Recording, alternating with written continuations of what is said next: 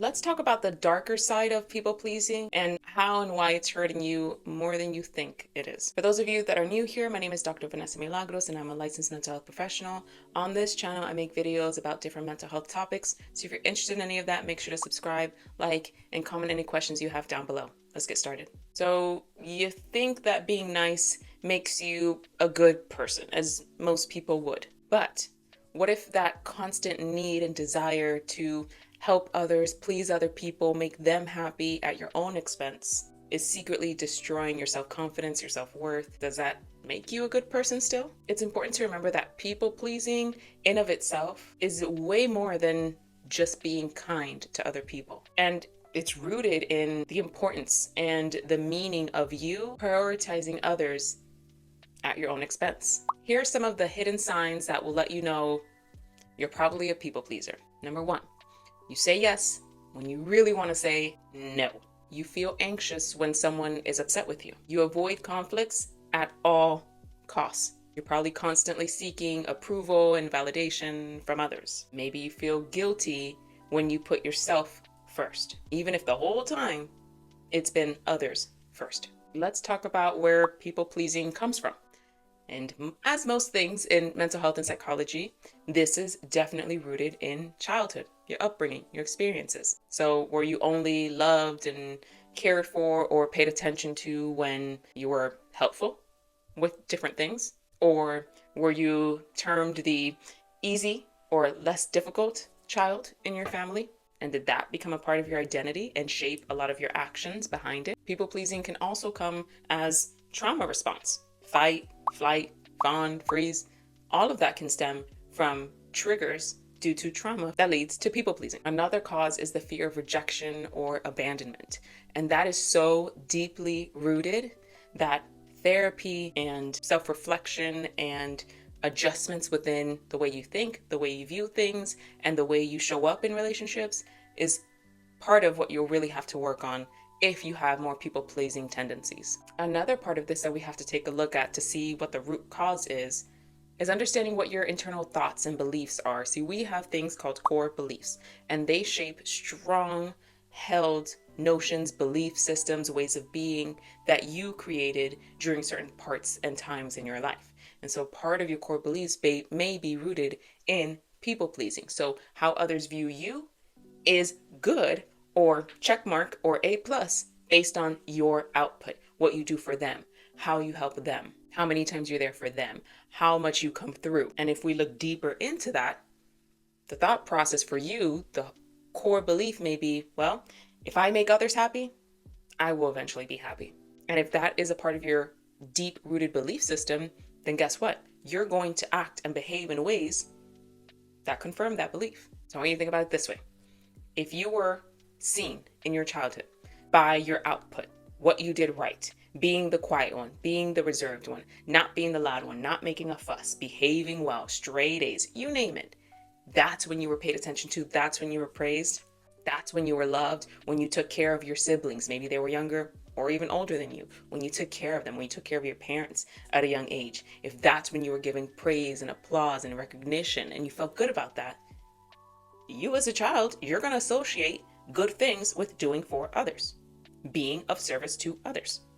And so for you, that then turns into the core belief of, as long as I'm doing and functioning, living and breathing for others, I'm going to be happy. The fallacy lies in when you are not able to find a balance between recognizing when it's good and okay to help others and be there for others, and when it's good and okay and healthy to be there for yourself and to say, not right now, not today, no to that, and that both of those things are okay. Let's talk about some of the reasons why people pleasing is very, very destructive to you. First reason, resentment. Resentment builds up. You start to feel invisible, you start to feel used, and you start to feel taken advantage of. Even if you're saying, meanwhile, it's fine, no worries, I got it, no problem, it's okay. Inside, that resentment is building. Next, you lose yourself. You lose a part of your identity, or you don't even develop that to begin with. Let me ask you a simple question. Who are you, truly, apart from your service to other people? Who are you? What makes you you, apart from helping others? Another big portion of this that we fail to recognize a lot of times is this is a perfect recipe, people pleasing is a perfect recipe for building strong, inauthentic relationships with others. Known them for years. You've been in their life for years. They've been in your life for years.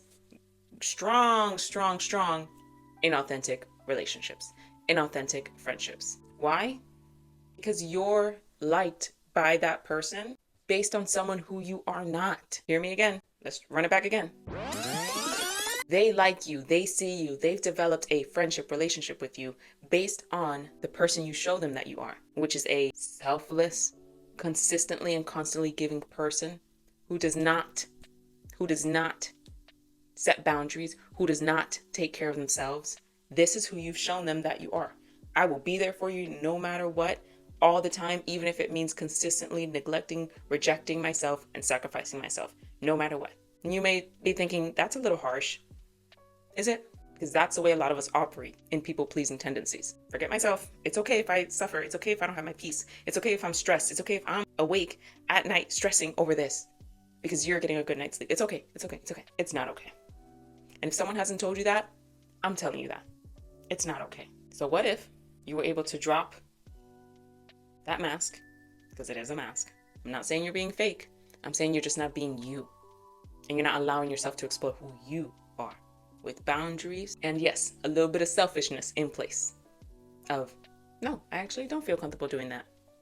Or, yeah, sure, I feel comfortable doing that. And balancing the two based on the situations. So what happens if they actually get to know who you are? What happens if you actually get to know and discover who you personally are, apart from your service to others?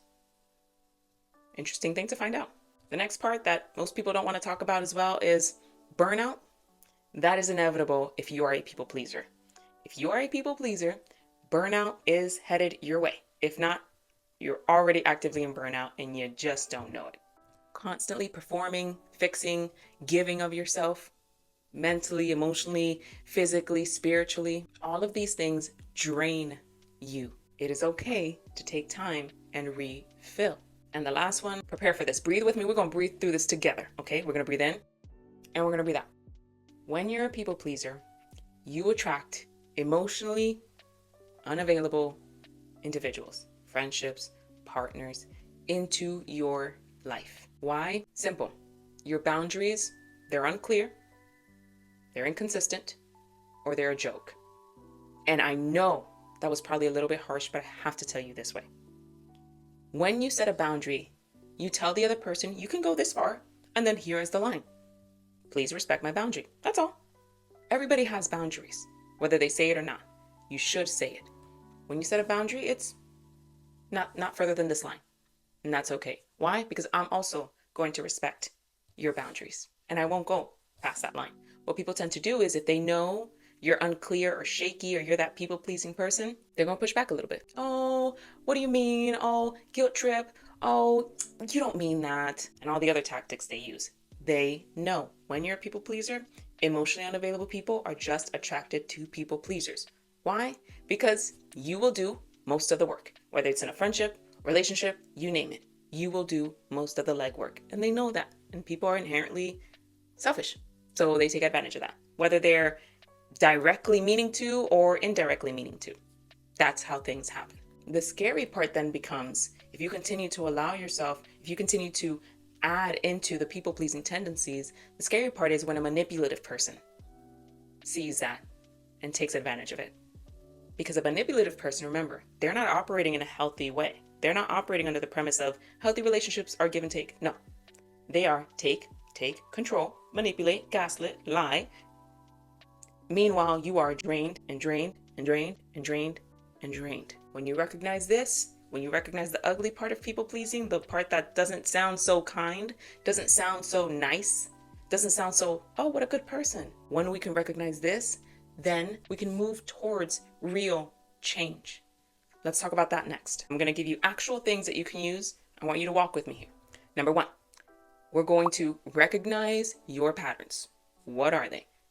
Write them down if you have to. So who are you most likely to overextend yourself for? Who are those people? Who is that one person? And why? I want you to be very specific with answering why. Why that person? Not just, oh, they're my fill in the blank. No. Why? Maybe this may encourage you to start working on that through therapy if you're not already doing so. But exploring this is going to be extremely important in order to break free of the people-pleasing tendencies you have. Number 2, practice saying no without over-explaining. No, but no, because no. If that's too harsh for you, in your mind, you're like, I just can't say no. Okay, that's fine. No, not today. I appreciate you asking me. I appreciate you including me in this. I appreciate you thinking of me, but not today. Maybe next time. Oh, when can you do it? I will have to check and let you know if I can or can't do it. There's no explanation of why you're saying no. There's no, oh, because I don't think I'll be able to do it and I don't want to. No. No, thank you. I appreciate the thought behind it. However, I can't do it. Or no. Or I won't be able to do it. Oh, why? I won't be able to do it. Maybe I'll be able to get back with you about something else, but at this time, I'm not going to be able to give you an answer. That's a great point. Being able to say, you know what, we can circle back. You actually have to circle back if you say that. So if you say, just saying no is too harsh, I can't just say no. Okay. Don't explain why. When you practice saying no without explaining or over-explaining yourself, that is the key, because how people catch you, how they hook you, is when you start to over-explain. So, for instance, somebody asks you if you can help them with such and such, but that specific day and time that they asked you to help you, you didn't want to do anything. It's not that you have something else.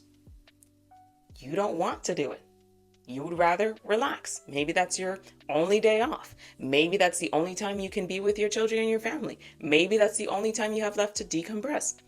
I appreciate you thinking of me. I would love to help, but no. Why? I just really need your help. It's gonna be real quick now. Thank you for thinking of me. No. Why?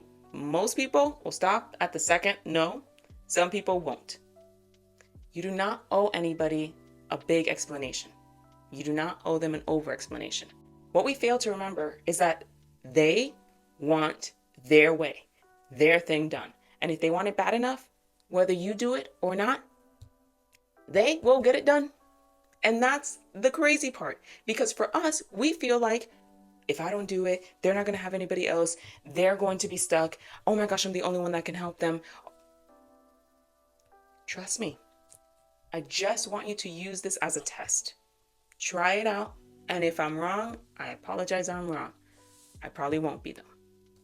When somebody makes you feel as though you're the only one that could help them and they don't have anybody else, and you are the final last resort, there's no one ever able to help them, that's probably rooted in some manipulation and some control.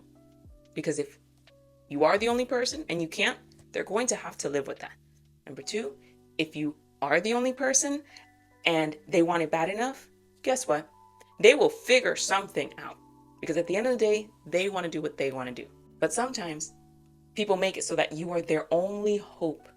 And that feeds into your guilt and your people pleasing. And most people know that. They got you hooked. So focus on saying no without over explaining. If you want to explain a little bit, fine. Don't over explain. Be okay with the no. Next, I want you to get comfortable with being extremely uncomfortable in the fact that you will be disappointing people. Because you will. Your actions of setting boundaries will disappoint people. Why? Because you have been the person to not set boundaries or to be very inconsistent with your boundaries. So once you start doing that, people are going to feel disappointed. People are going to feel like, wait, what? That's not like him. That's not like her. That's not like them.